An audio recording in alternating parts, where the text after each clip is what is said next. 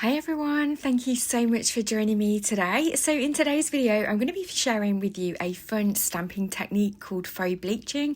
There's lots of different ways that you can do this technique and it can be done with stencils as well. But I'm going to show you one of my favourite ways to do it using a stamp set from Gina Designs. This is the Ruffled Blooms stamp set and I'm going to be using my Distress Oxides today just because they're very water reactive, so it really gives great results for this technique. I've die cut a circle piece of watercolour cardstock from Pink Frog Cards and Crafts in the UK, but any watercolour cardstock would work great for this technique. I would recommend using watercolour cardstock just because of the amount of water that you're going to need to create the technique, but of course you could try it with the cardstock that you've got in your stash and just see if it could work. You just might need to be lighter handed with the amount of water that you use. Now I'm using my stamping platform because watercolour cardstock is textured slightly. To make sure that I get a really good stamped image, I want to be able to repeat stamp it. So that's why I'm using my stamping platform. It's also quite a large stamp as well. I'm going to use my anti-static powder bag just to make sure that there's no grease marks on the watercolour card from my fingers, because I am going to add some clear heat embossing to this. I'm going to stamp using VersaFine Clair Nocturne black ink. This is my favourite black ink to stamp with. It gives a really bold, crisp black stamped outline. And I think I end up stamping it about 3 times just to make sure that I got a really crisp impression, probably because my ink pad needs a little bit of re-inking, but it's equally working just fine using this stamping platform. Bear in mind that with the texture on the watercolour cardstock, you will need to stamp it a few times just to make sure that you get all of that detail. So once I've finished stamping the image, I'm going to add some Clear Embossing Powder. This is just going to act as a bit of a resist for the Distress Oxides because I really want to keep the crisp black outlines, but it's also going to mean that it's going to make it easier to do the technique to help keep the water in one place. So I'm just going to add that powder all over here. Tap off the excess onto a piece of copy paper so that I can pop that back into the jar, and then I'm going to make sure that my heat tool is nice and hot before I start heat setting it. I really don't want the cardstock to warp.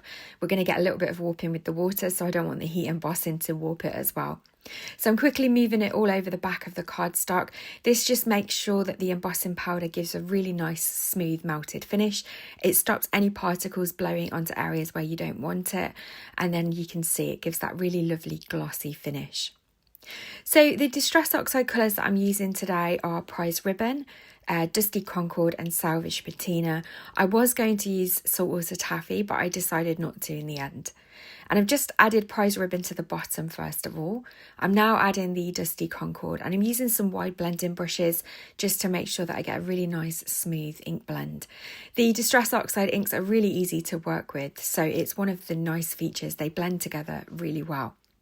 The Salvaged Patina kind of reacted a bit with the purple that was on the embossed areas. It kind of was making it a bit muddy. So I just cleaned my brush off and went back into the top edge first, and then that helped it to blend together nicely. So to create the faux bleach effect, you're going to need a little jar of fresh water, a paintbrush and a piece of kitchen towel or paper. And I'm just rubbing off the excess ink first of all from the embossed areas. That's just helping to reveal the lovely black stamped line artwork underneath. And then I'm going to add water to the flowers. So basically I'm just watercolouring the flowers in using water only. And what this is going to do is it's going to cause the Distress Oxide ink to react with the water, which is then going to mean that we can lift the water off the page along with the colour, and that's going to really give that beautiful faux bleached effect.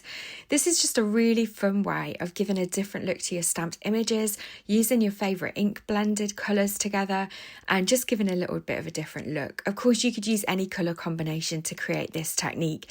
These were just the colours that I chose today. So you want to keep making sure that your brush is fresh with some clean water, otherwise you're just going to be dragging colour around. And then when you've got sufficient water, you can dab off the excess. And this is why it's really helpful to use watercolour cardstock. I'm going to repeat this process over all of the areas that have got colour on in the stamped areas, so the leaves, the stems, the flowers.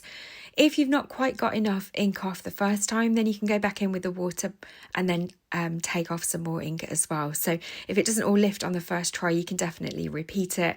And I do that for some of the areas where I've used the darker coloured inks just to help lift off some more of that colour to enhance that faux bleach look. And you can see here now how we've got that lovely faux bleach effect on the flowers. Really, really pretty, and such a simple way to extend the use of your supplies. So I'm just adding some water splatters with a different paintbrush. Again, I'm going to lift off the excess water, and then we've got our really lovely fun panel that we've created. So I've created a circle card base today, and how I did that was I used a square card blank.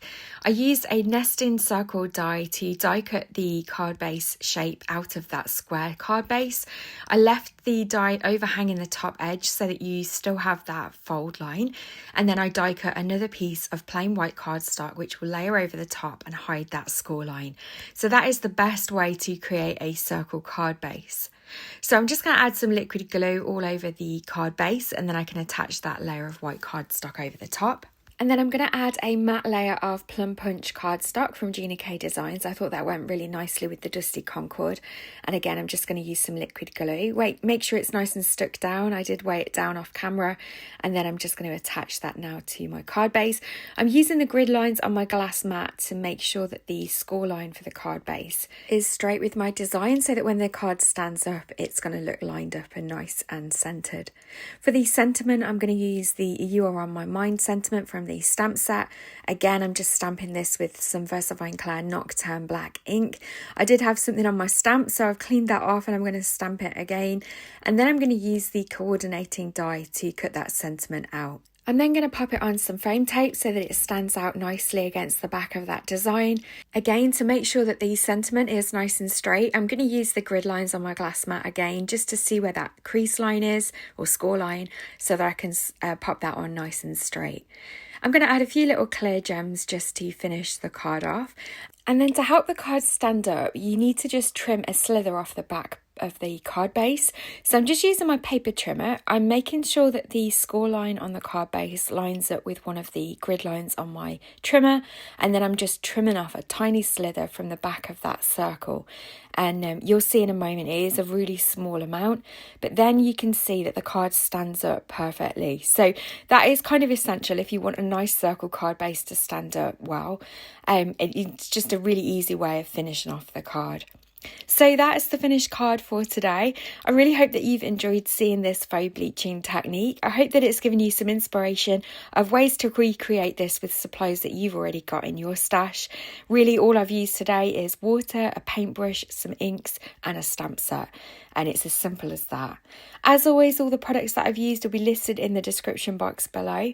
Please don't forget to hit the thumbs up button if you've enjoyed this tutorial, and don't forget to hype the video as well. It really helps small content creators out like myself.